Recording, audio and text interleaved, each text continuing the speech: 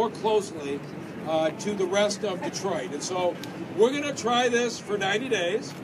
For Detroiters, we don't always take change easily. The traffic pattern is a little bit disrupted. The police department did a great job today until people get used to it. But at the end of 90 days, we're going to make an assessment. Do people like having this gathering place, or would they rather go back to the traffic patterns the way they were? And based on the reaction we're getting, I think I know what the answer is going to be. But you're going to have food trucks, primarily Detroit-based food trucks out here every day for lunch. There'll be music playing in the plaza 2 or 3 afternoons a week. I think this is going to be a great attraction. I wrote down the people who need to be thanked, and I probably won't get all of them, but at least I'll get a start. Did you see the beautiful painting that's been done on the street? Let's say thank you to Jessica Caramore, Sabrina Nelson, and the Vibe Dream Team. They were out all weekend painting this. Our talented young people who are emerging artists, and they're going to make a lasting imprint. I want to thank Cindy Paskey and the Downtown Detroit Partnership, who sponsored this and also have done the landscaping as far as you can see.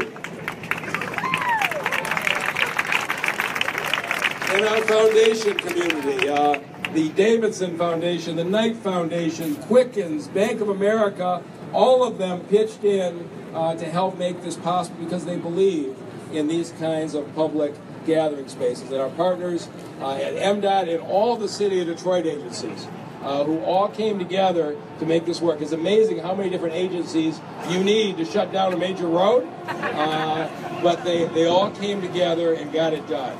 But the real visionary behind this is a woman from the Bloomberg Public Associates. Mayor Mike Bloomberg has been kind enough to lend several of his former cabinet officers here. When he said, "What do you want first?" I said, "I want your traffic coordinator, because we have traffic building." And she came and said, "Your traffic compared to Manhattan isn't really that big an issue."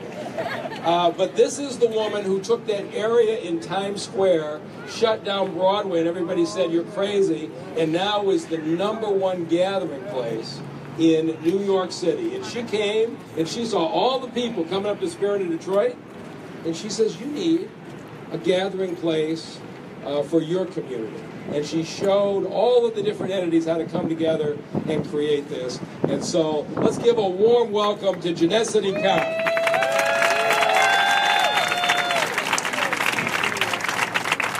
Well, thank you, Mayor, and thank you, Charlie. Of course, it takes a visionary mayor to be able to execute these kinds of projects. Having an idea is one thing, making it happen is quite another.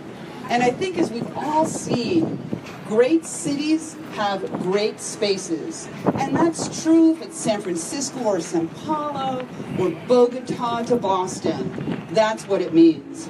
And it's great to see Detroit joining these world-class cities in creating the kinds of spaces that can serve as this kind of gathering point, rallying point, play point for people in Detroit.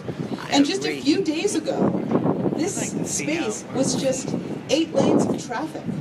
And it's some of the most valuable real estate in Detroit, between the city and county buildings, this great gateway to the waterfront.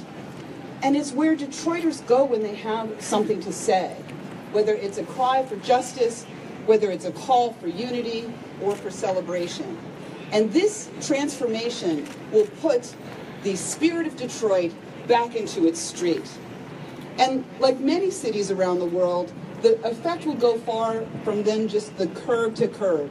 As the mayor pointed out, we did this in New York City, and everybody thought we were crazy when we closed Times Square to cars. And after you get over the initial change, and change is difficult, right? People are used to having their streets work the same way all the time. It's amazing how much easier it was for people to look at their streets very differently. They can be used for more than just moving cars. And so, like Times Square, this is not just done in one part of town. This is the kind of project that needs to be done all over Detroit, in every neighborhood.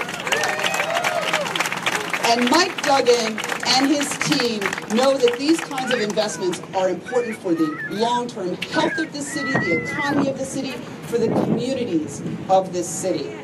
And I just want to give a great thanks to the people that made this happen. I particularly want to call out Ron Brundridge and Sonny and the great team at Traffic Engineering. It's very hard to get these kinds of changes, and they made that happen. MDOT and Jim Schultz and Tony Pafoli, Maurice Cox and Janet at Planning, and our partners Eric Larson and James Fiddler at the Downtown Parchment. It was an extraordinary symphony of city agencies coming together. And it took everyone here to make this happen. And now I'm happy to say that the spirit of Detroit is back on its streets. Congratulations. Thank you, Jeanette. Thank you for bringing to us from the Big Apple how you guys do it there. I think we got a shot here in the Motor City to really outshine you guys here. This is going to be great. Thank you very much. You know, there's always a group or an organization that helps to pull all of these things together to make them happen, whether it's in Campus Martius, Capitol Park, working with us down the road at Harmony Park, turning into Paradise Valley. There's always one organization that does that. You see their work out here every day. They have the ambassadors that are out here cleaning